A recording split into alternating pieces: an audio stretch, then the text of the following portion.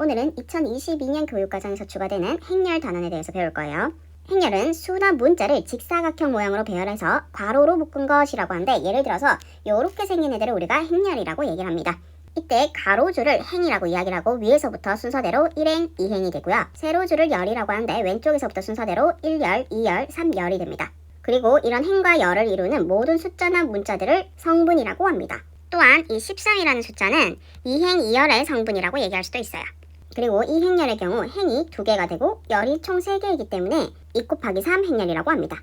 보통 행렬은 대문자로 성분은 소문자로 쓰는데, 행렬 A의 i행 j열 성분은 aij로 표현하기도 하고 i, j 성분이라고도 얘기를 합니다. 예를 들면 행렬이 A인 경우엔 이렇게 성분을 표시할 수 있고, 행렬이 B인 경우엔 보통 이렇게 표기를 합니다. 따라서 이 성분의 기호만 봐도 야, 이거 어디에 위치한 성분인지 알 수 있는데, 지금 같은 경우는 2행 3열의 성분이란 걸 알 수 있어요. 조금만 예를 더 들어보자면, 이렇게 생긴 A라는 행렬에서 행렬 A의 2,1 성분 같은 경우 2행 1열에 있는 21이 되고, 2,2 성분 같은 경우 2행 2열에 있는 7이 됩니다. 또한 두 행렬에 같은 위치에 있는 모든 성분들의 값이 일치하면 이 두 행렬은 같다고 표기합니다. 예를 들어 이 두 행렬이 같다고 한다면 A는 3이 되고 B는 2가 되고 C는 3이 됩니다. 행렬의 연산은 더하기, 빼기, 곱하기가 가능한데, 일단 덧셈, 뺄셈부터 보자면 이렇게 두 행렬을 더한 A 더하기 B는 같은 자리에 있는 성분끼리 각각 더해주면 됩니다.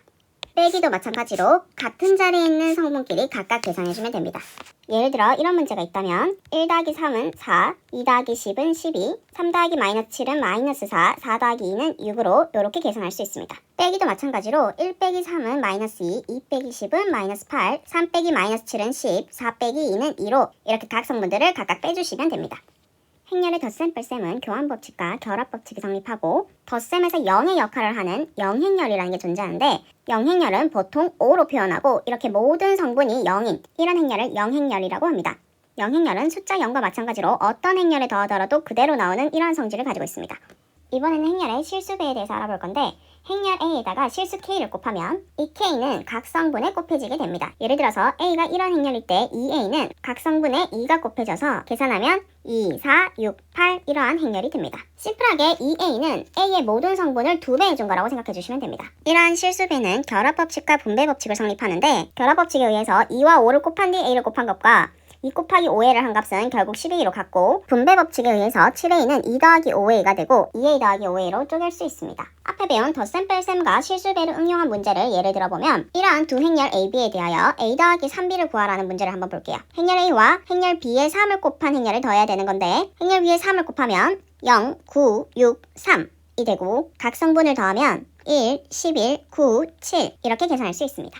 행렬의 곱셈은 기존의 곱셈이랑은 조금 다른데요. 예를 들어 이 두 행렬을 곱한다고 하면 왼쪽 행렬의 1행과 오른쪽 1행의 1열을 곱해서 새로운 행렬의 1행 1열에 적어줍니다. 이때 계산하는 방법은 첫 번째 애들끼리 곱한 것과 두 번째 애들끼리 곱한 것을 더해주면 됩니다. 그 다음 왼쪽의 1행과 오른쪽의 2열을 곱한 것을 새로운 행렬의 1행 2열에 적어줄 건데, 역시 곱한 형태는 첫 번째 애들끼리 곱한 뒤 두 번째 애들끼리 곱한 것을 더해주면 됩니다. 왼쪽의 2행과 오른쪽의 1열을 곱해서 새로운 행렬의 2행 1열에 적어줄 건데, 역시 첫 번째 애들끼리 곱한 것과 두 번째 애들끼리 곱한 것을 더해주면 됩니다. 2행과 2열을 곱해서 2행 2열에 적어줄 건데, 역시 첫 번째 애들끼리 곱한 것과 두 번째 애들끼리 곱한 것을 더해주면 됩니다.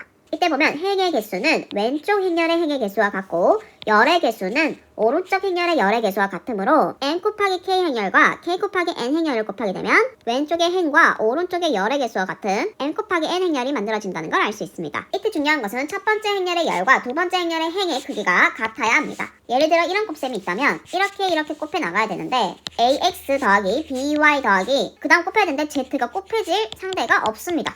그죠? 따라서 여기 숫자 개수와 여기 숫자 개수가 같아야지만 행렬을 곱할 수가 있습니다. 문제를 좀 더 풀어보자면 1번 같은 경우 1 곱하기 2행렬과 2 곱하기 1행렬을 곱했으므로 1 곱하기 1행렬이 발생하고, 1과 3을 곱한 3과 2와 4를 곱한 8을 더하면 11이라는 성분만 있는 1 곱하기 1 행렬이 나옵니다. 2번은 1 곱하기 2행렬과 2 곱하기 2행렬이므로 1 곱하기 2행렬, 즉 성분이 이렇게 두 개인 행렬이 만들어질 거고요. 먼저 이렇게 계산해주면 5 더하기 0에 대해서 5만 남고요. 그 다음 이렇게 계산해주면 10 더하기 9가 되어서 19 이러한 행렬이 나오겠네요. 3번은 2 곱하기 1 행열과 1 곱하기 2 행열이 만났으므로 2 곱하기 2 행열이 나오고요. 3과 1을 곱해서 3, 3과 2를 곱해서 6, 4와 1을 곱해서 4, 4와 2를 곱해서 8이 나옵니다. 4번의 경우 2 곱하기 2 행열과 2 곱하기 1 행열이 곱해졌으므로 2 곱하기 1 행열이 발생하고 이렇게 곱해주면 5 더하기 4가 되므로 9, 이렇게 곱해주면 15 더하기 8이 되므로 23이 나옵니다. 4번의 경우 2 곱하기 2 행열과 2 곱하기 2 행열을 곱하기 때문에 2 곱하기 2 행열이 발생하고 이렇게 곱하면 5 더하기 14이므로 19, 이렇게 곱하면 6 더하기 16이므로 22, 이렇게 곱하면 15 더하기 28이므로 43이 나오고요. 이렇게 곱하면 18 더하기 30이므로 50이 나옵니다. 지금 1번과 3번을 보면 같은 행열을 순서만 다르게 곱했는데 결과값이 전혀 달랐어요. 애초에 만들어진 행렬의 크기 자체가 달랐단 말이야. 자, 이와 같이 행렬 곱셈의 성질 중에 가장 큰 성질은 AB와 BA가 같지 않다는 거예요. 교환법칙 성립하지 않습니다. 이거 진짜 중요해요. 대신 결합법칙과 분배법칙은 성립합니다. 그러니까 앞뒤 순서만 바뀌지 않는다면 뭐부터 계산할지 또는 쪼개서 계산할지 합해서 계산할지는 자유롭게 계산을 해주시면 돼요. 그리고 실수 K에 대해서도 K가 어디 행렬에 먼저 곱해지는지도 상관이 없습니다. 또한 0행렬은 앞에 곱하든 뒤에 곱하든 상관없이 0을 만들기 때문에 0행렬에 한해서는 교환법칙이 성립을 합니다. 자, 그럼 행렬에서 성립하지 않는 것들 한번 볼 건데 첫 번째 AB와 BA는 같지 않습니다. 두 번째 AB를 곱해서 0행렬이 나오면 A가 0행렬이거나 B가 0행렬이다. 이것도 역시 성립하지 않습니다. 예를 들어 볼게요. 자, 이렇게 곱해진 행렬들을 보면 0행렬이 아니어도 결과값은 0행렬이 나오는 이런 행렬들이 존재한단 말이에요. 따라서 기존의 다항식 인수분해처럼 두 개 곱해서 0행렬이 됐더니 둘 중 하나는 0행렬이다. 이런 식으로 접근하면 큰일 나요. 세 번째, A가 0이 아니고 AB랑 AC랑 같으면 B는 C다. 자, 이것 원래 기존의 다항식 인수분해에서는 성립하던 겁니다. 자, 근데 그거 어떻게 했냐면 AB랑 AC랑 같다고 그러면 AB에서 AC를 빼면 0이겠네? 근데 이거 인수분해하면 A로 묶으면 B 빼기 C로 묶이고 이게 0이네? 근데 A가 0이 아니래. 따라서 B 빼기 C가 0 아니야? 이런 흐름이었단 말이에요. 근데 우리 지금 기본적인 2번에서 뭐야? 두 개 곱해서 0이라고 했을 때 둘 중 하나가 무조건 0이다. 이게 아니라니까? 이게 성립하지 않아. 그러면 무조건 A가 0이 아니고 B 빼기 C가 0이 아니더라도 둘이 곱해서 0행렬이 나올 수 있단 말이야. 따라서 이것도 성립하지 않습니다. 이거 진짜 중요해요. 이게 보통 기억, 니은, 디귿 문제로 나오는데 이거 헷갈려가지고 틀려온 친구들 진짜 많거든요. 이거 정말 제대로 공부하셔야 됩니다. 자, 이제 마지막으로 단위 행렬을 배워볼 건데 우리 앞에 숫자 0과 비슷한 0행렬 5를 배웠습니다. 이 0행렬 5는 모든 성분의 숫자가 0인 이렇게 생긴 행렬들을 모두 0행렬이라고 이야기를 했어요. 이 0행렬은 숫자 0과 마찬가지로 더하거나 빼더라도 그대로고 곱했을 때 0이 되게끔 하는 그런 성질을 가지고 있었단 말이에요. 자, 그렇다면 숫자 1에 해당하는 행렬이 어떤 행렬이냐면 단위 행렬이라고 하고 알파벳 대문자 2로 표현을 합니다. 자, 그럼 이 단위 행렬들은 어떻게 생겼냐면 이런 식으로 대각선에 1들이 들어가고 나머지는 전부 0인 이렇게 생긴 애들을 우리가 단위 행렬이라고 합니다. 자, 근데 모양을 살펴보면 위에 0행렬은 모양이 딱히 상관이 없었어요. 근데 단위 행렬 같은 경우 보면 1 곱하기 1, 2 곱하기 2, 3 곱하기 3 즉 행의 개수와 열의 개수가 같은 정사각 행렬로만 이루어져 있는 걸 알 수 있어요. 자, 정사각 행렬은 말 그대로 우리가 제일 처음에 행렬을 설명할 때 직사각형 모양의 숫자의 배열이라고 얘기하는데 정사각형은 말 그대로 정사각형 모양 즉 가로 세로 길이가 같아야지 정사각형이잖아. 즉 행의 개수와 열의 개수와 같은 행렬을 우리가 정사각 행렬이라고 합니다. 어쨌거나 이 단위 행렬 2는 정사각 행렬의 모양으로만 이루어져 있다. 자, 그러면 이 단위 행렬은 어떤 성질을 가지고 있냐를 봐야 되는데 우리 숫자 1이 뭐예요? 숫자 1은 곱셈에서 그대로 나오는 성질을 가지고 있었잖아. 얘도 마찬가지예요. 자, 예를 들어서 이 곱셈을 계산해보면 똑같이 A, B, C, D가 나옵니다. 즉 단위 행렬은 곱셈에서 숫자 1과 같은 역할을 하는 행렬이라고 보면 됩니다. 자, 그럼 단위 행렬 성질을 알아보면 단위 행렬은 앞에 곱하든 뒤에 곱하든 곱해진 수를 그대로 나오게 한다. 근데 지금 이거 보니까 교환법칙 성립하네요. 자, 우리 앞에 0행렬도 교환법칙 성립했잖아. 따라서 행렬의 곱셈에서 교환법칙이 성립하는 것은 0행렬과 단위 행렬입니다. 자, 그 다음 2번. 우리 1을 100번 곱해도 1 아니야? 마찬가지입니다. 1을 100번 곱하든 1000번 곱하든 상관없어요. 무조건 그냥 그대로 2 나옵니다. 자, 3번이 진짜 중요한 건데 3번 지금 보시면 a 플러스 2의 전체 제곱은 a제곱 더하기 2a 더하기 2이다. 근데 이거 곱셈 공식 아니야?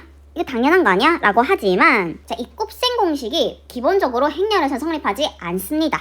진짜 중요해요. 자, 예를 들어서 a 플러스 b의 전체 제곱이 있다고 칩시다.